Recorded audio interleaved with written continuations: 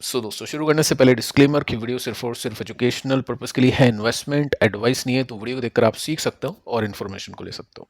बाकी इससे पहले वाले वीडियो में हमने कुछ कंपनीज को डिस्कस किया जिनके स्टॉक्स अभी के समय काफी अट्रैक्टिव वैल्यूएशन पे आ चुके हैं। कुछ कंपनी के स्टॉक्स तो 2008 के भी नीचे आ चुके हैं, यानी उसकी वैल्यूएशन के भी नीचे आ चुके हैं। 2020 की वैल्यूएशन के भी नीचे काफी सारी कंपनीज अवेलेबल है, तो उसको हमने यहाँ पे चेक किया। साथ में इंडिया और ईरान के बीच में क्या डिप्लोमेटिक डील हुई है उसको भी हमने यहाँ पे बातचीत की है।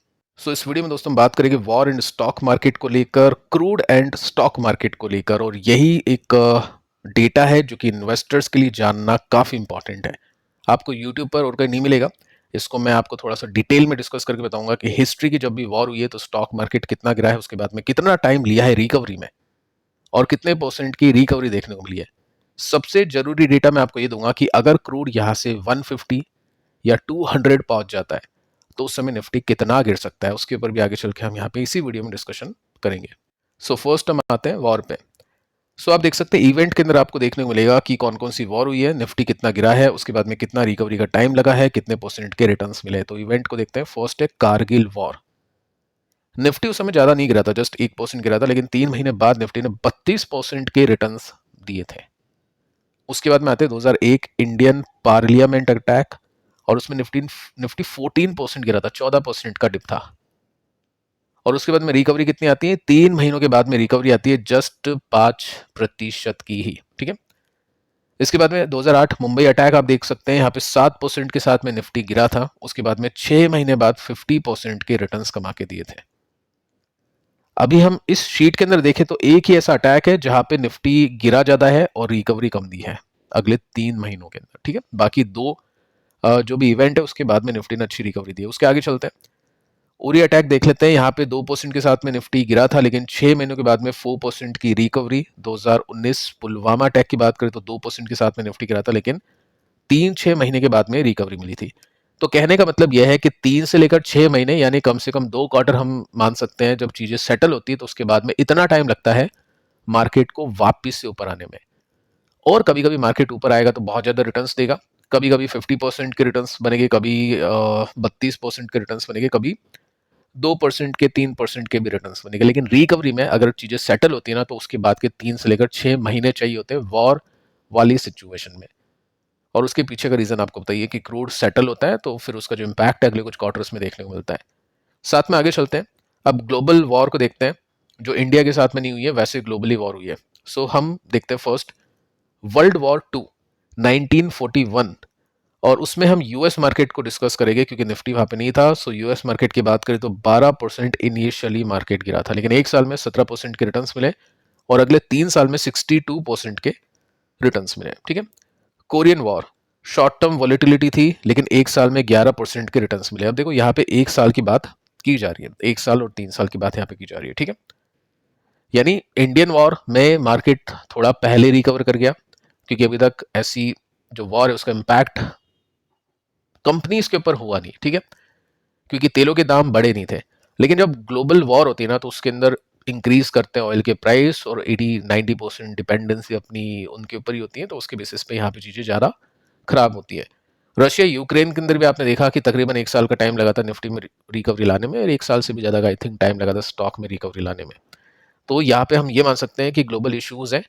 चीजें सेटल होने के बाद कम से कम 1 साल का टाइम हमको एक्सपेक्ट करना चाहिए। ठीक है। डरा नहीं रहा हूँ, क्योंकि काफी लोग देखो कमेंट करते हैं सर आप नेगेटिव हो गए, वो काफी ज्यादा वीडियोस ऐसे आते हैं, थंबनेल ऐसे आते हैं। अब देख लो चीजें भी ऐसी प्ले कर रही है, जो डेटा मिलेगा और जो सिचुएशन होगी मैं आपको वही बताऊंगा। मैं खुद मार्केट के अंदर हैवीली इन्वेस्टेड हूँ, मुझे भी जानना काफी जरूरी है कि मार्केट के अंदर क्या चलता है। तो जो रिसर्च मैं अपने लिए करता हूँ, यही मानो मैं आपको भी प्रोवाइड करता हूँ, ताकि मैं भी मार्केट को लेकर थोड़ा सा जेन्युइन हो पाऊँ और रियल एक्सपेक्टेशंस कर पाऊँ, क्योंकि बाद में शॉक नहीं लगे, उस हिसाब से अपनी स्ट्रैटेजी प्लान करूँ। और वही चीज़ मैं आपके साथ में करता हूँ और आपसे भी वही चीज़ एक्सपेक्ट करता हूँ। आप देख सकते हैं आगे जो वॉर हुई है, वियतनाम वॉर एस्केलेशन, ज़्यादा डिक्लाइन नहीं हुआ था और 10% रिकवर कर गया 1 साल के अंदर। 1 साल का टाइम यहाँ पे भी लिया। और कुछ और को देखते हैं। ऑयल क्राइसिस, 17% मार्केट क्रैश कर गया था। स्लो रिकवरी आई थी, क्योंकि इन्फ्लेशन और ये जो क्रूड जब इंक्रीज करता है ना, तो स्लो रिकवरी आती है। अपन ने रशिया यूक्रेन के अंदर भी देखा कि कितनी सारी कंपनीज है जो आज भी स्ट्रगल करी, इतना टाइम हो चुका है। और यहाँ पे ऑयल क्राइसिस था इस वॉर के अंदर, और यहाँ पे 17% डिप था। गल्फ वॉर, इसमें भी आप देख लो, इसमें ठीक है, 35% की रिकवरी हुई थी 10% की डिक्लाइन के बाद में।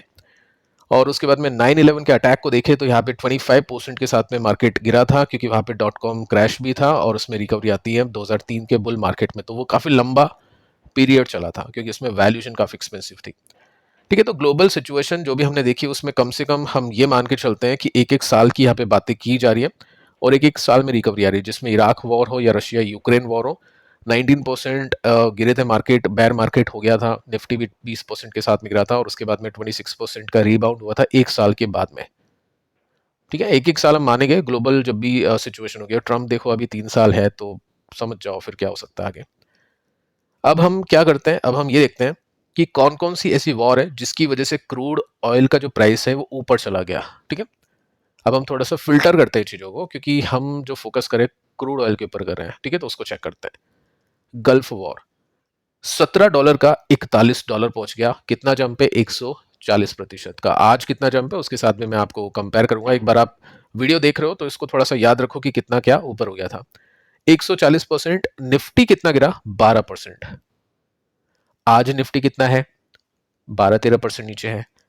मैं बता देता हूं आपको आज कितना क्रूड ऊपर हो चुका है। 100% ऊपर हो चुका है। 100% नहीं, सॉरी, 60% ऊपर हो चुका है, क्योंकि 60 था बॉटम क्रूड का जब ये वॉर शुरू हो रही थी। उसके बाद में 62, 80, 90, 100, तो जब अभी मैंने प्राइस चेक किया तो उसके बेसिस में हमने देखा कि 60% ऊपर है। ठीक है, सो उस समय 140% ऊपर था तब निफ्टी गिरा था 12%। आज 60% ऊपर है तब निफ्टी गिरा है 12%। और रिकवरी का टाइम लगा था 4 से 5 महीने, क्योंकि वो वॉर वहां पे सेटल हुई थी।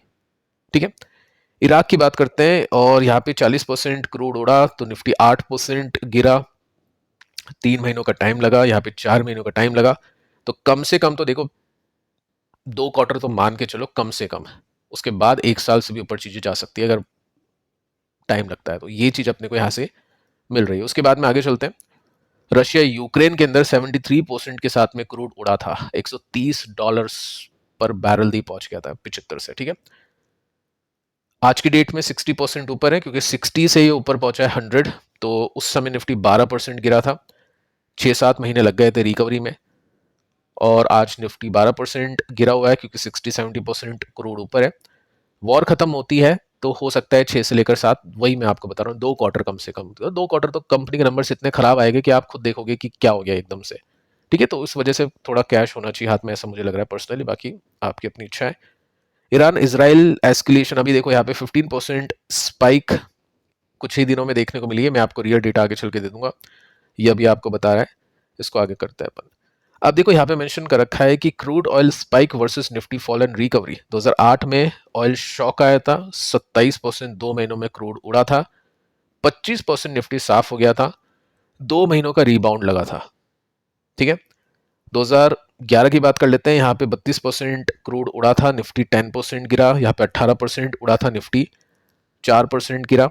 ठीक है, और 2018 में ऑयल जो तेज हुआ था उसमें 18% चल गया था ऑयल 2 महीनों में, निफ्टी 4% गिरा, 2 महीने लगे। और मिडिल ईस्ट की अभी चल रही है 70% और यहाँ पे निफ्टी गिरा हुआ है। अब हिस्टोरिकली यहाँ पे आप देखोगे ना तो मेंशन कर रखा है 2 महीने लगेंगे इफ ऑयल कूल्स। अगर ऑयल नीचे जाता है, ठंडा होता है, तो 2 महीने लगेंगे। 2 नहीं, मैं तो ज्यादा ही मानता हूँ। ठीक है, सिचुएशन के हिसाब से अभी तक ऑयल ठंडा नहीं हुआ है। अब आगे चलते हैं। यहाँ पे मेजर ऑयल क्राइसिस देखते हैं, बहुत पुराना है, 1973 तक का डेटा मैं आपको दिखा देता हूँ, फटाफट से देख लेते हैं इसको भी। सो ऑयल प्राइस 300% उड़ गया था, 4 गुना पहुंच गया था। S&P 500 गिरा था 48%। Bear market 73 to 74, 50% US market fall. समझ पा रहे हो कि अगर ऐसा कुछ हो गया, जो ये कह रहे हैं ना लोग कि $200 पर बैरल पहुंच जाएगा, तो समझ जाओ कितना जंप होगा, मल्टीपल ही पहुंचेगा, 3 गुना ही होगा। 60 था, 120, 180, तो 3 गुना से भी ज्यादा ऑयल अगर चल गया तो निफ्टी को मानो फिर आप गिर सकता है 40% भी। ठीक है, अगर ऐसा हुआ तो रिकवरी लग गई 4 साल की। जितना क्रूड ऊपर जाएगा, उतना सस्टेन करेगा, उतना रिकवरी टाइम ज्यादा होगा और गिरावट का जो पेस है और जो परसेंटेज है वो ज्यादा होगा। ठीक है, ऑयल प्राइस 150% ऊपर, S&P 500 17% नीचे, 2 साल लगे थे रिकवरी आने में। ठीक है, सो ये सब चीजें हैं। सो पैटर्न 25 ईयर्स का आपको ये बताता है कि ऑयल अगर 20% उड़ गया या 20% से 60% उड़ गया निफ्टी गिरता है 5 से 25, जैसे अभी 60% ऊपर है, सो हम 12% नीचे हैं। रिकवरी स्टार्ट होती है जब जब क्रूड ऑयल स्टेबलाइज होता है, वो रुकता है, नहीं तो नहीं होगी रिकवरी शुरू। ठीक है, ये मान के चलना है आपको। इंडिकेटर सबसे इंपॉर्टेंट क्रूड है और उससे पहले वॉर है। रिकवरी टाइम लगता है 2 से 4 महीने मोस्ट केसेस के अंदर, लेकिन कभी कभी 2 क्वार्टर भी लगते हैं, कभी कभी 1 साल भी लगता है। वो देखना पड़ेगा क्रूड कितना ऊपर है। बहुत ज़्यादा ऊपर है, जो अभी हमने देखा कि मल्टीपल हो गया, तो सालों लगते हैं। जो अभी मल्टीपल हुआ है 60 to 120 पहुंचा था, अभी वो मल्टीपल हुआ था, लेकिन वहां से थोड़ा सा नीचे आया, विच इज गुड। अब देखिए क्रूड अभी कहाँ पे है। क्रूड अभी है 3% ऊपर, $100 पर बैरल के आसपास, और स्टार्ट हुआ था गेम 60 से। तो हम ये मान के चलते हैं कि क्रूड अभी 60 से 100 पहुंच गया, जो कि 67 ऊपर है। ये करंट सिचुएशन हम देख रहे हैं, इसको थोड़ा ध्यान से देखना। 70% ऊपर मान के चलते हैं। मार्केट कितना गिरा है? 12% गिरा है। तो हिस्टोरिकली आप देखोगे ना, तो क्रूड 60-70% गिर चलता है, तो इक्विटी मार्केट 10 से 15% गिरते हैं, और ये मूव क्विकली आता है। मतलब अगर ऑयल इतना तेजी से एकदम से बढ़ गया क्विकली, तब जाके निफ्टी ऐसा गिरता है, और वैसा भी हुआ है। ठीक है, अब हम ये देखते हैं, दो सिनेरियो लेके चलते हैं। फर्स्ट, अगर ऑयल पहुंच गया 150 तो क्या हो सकता है, और उसके बाद में 200 की बात करते हैं, क्योंकि यही दो प्राइस अभी के समय प्रिडिक्ट किए जा रहे हैं। सो फर्स्ट हम देखते हैं कि 100 से लेकर 150 पहुंचा, तो 50% मोर, यानी यहां से और 50% का जंप है। सो यहाँ पे आप देख सकते हैं, जो भी एडिशनल 30 to 50% ऑयल स्पाइक करता है, तो उसमें निफ्टी फिर 10% गिरता है। ठीक है, सो यहां से 10% और नीचे, इसका मतलब मान लो 17 से लेकर 22%, यानी ऑफिशियली हम बेयर मार्केट में उतर जाएंगे 20% नीचे निफ्टी के जाते हुए, अगर ऑयल पहुंच गया 150। वहां पे थोड़ा सा भी टिक गया, कुछ हफ्ते या कुछ दिन ही। ठीक है, सो ये एक चीज है।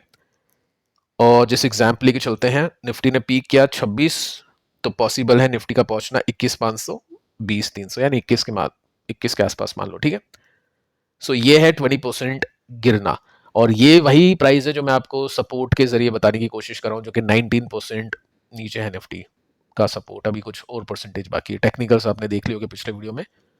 फिलहाल हम 200 की बात करते हैं। यहाँ पे 200 अगर पहुंच गया, सो अभी है, उसके बाद में 100% और जंप। अब इसको देखो, वही कंपेयर किया जा रहा है जो मैंने आपको अभी डेटा दिया, 1973, 1999, सॉरी 1990, ये जो मल्टीपल हुआ था, 3-3, 4-4 गुना हुआ था। ठीक है, सो यहाँ पे क्या होगा, इन्फ्लेशन स्पाइक करेगा, रेट हाइक होगी, एफआई आउटफ्लो, ये सब चीजें चल रही, रुपीज वीक होगा, ये भी चल रहा है। रेट हाइक तब होगी, तब समझ जाना, क्योंकि 4% से ऊपर जाएगा इन्फ्लेशन। तब क्या होगा, फिर और हम फॉल मानेंगे यहाँ से 25% तक का, और फिर टोटल फॉल पीक से होगा 25 से 35% का, जो भी अभी हम देख चुके हैं। मतलब ये हमने देखा भी डेटा के अंदर कि उस समय S&P 48% गिरा था, क्योंकि 4 गुना हुआ था, और यहाँ पे 3 गुना होगा, तो कम से कम हम 30% का मानेंगे कि 30% यहाँ से मार्केट गिर सकता है। पॉसिबल जोन आप देखो 20 के भी नीचे पहुंच जाएगा, और लोगों को लग रहा है ऐसा तो इम्पॉसिबल यहाँ तक पहुंचेगा नहीं। मैंने काफी आपके कमेंट देखे, और मैं जब से मार्केट के ऊपर बैरिश था ये चीजों को देखते हुए, तब भी आपके कमेंट देखे कि ऐसा कुछ नहीं होगा। चीजें आपके सामने है, स्टॉक इतना गिर चुके हैं, आप कमेंट आते कि अब तो यहाँ से नहीं गिरेगा, मैंने पूरे पैसे लगा दिए, उसके बाद और नीचे है। सो जो डेटा है ना, उसको मानो, अपने हिसाब से नहीं चलेगा मार्केट, डेटा के हिसाब से मार्केट चलेगा। सो देखते हैं आगे चल के क्रूड कहाँ पे सेटल होता है, क्योंकि अच्छी बात यह है कि मार्केट के अंदर जो बड़े नेता लोग हैं, ट्रम्प है, ये है, SPR इनका, उसको रिलीज करने की कोशिश की जा रही है, तो ये सब चीजें उनको पता है कि कितना डैमेज करेगी, तो वही सब चीजें यहाँ पे हो रही है। सेकंड, जो हॉर्मुज का रास्ता है वो ओपन होना चाहिए इंडिया के लिए, ताकि इतनी ज्यादा प्रॉब्लम नहीं आए, क्योंकि वो सोने पे सुहागा होगा, वो आग में घी होगा।